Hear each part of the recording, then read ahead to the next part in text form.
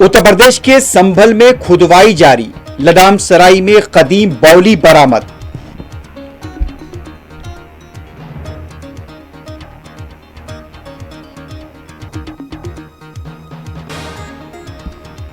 आरिफ मोहम्मद खां बिहार, साबिक army chief VK Singh Mizoram, Ajay Bhalla Manipur के governor मुकर्रर।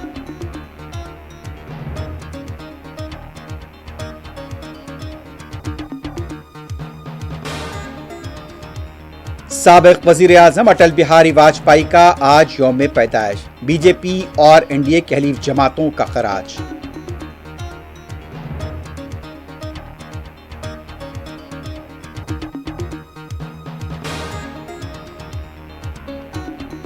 दिल्ली में बाज इलाकों में बारिश के बाद दर्जे हरारत मोतदिल, बाज ट्रेनों की रवानगी में ताखीर, श्रीनगर की डल झील मुंजमद।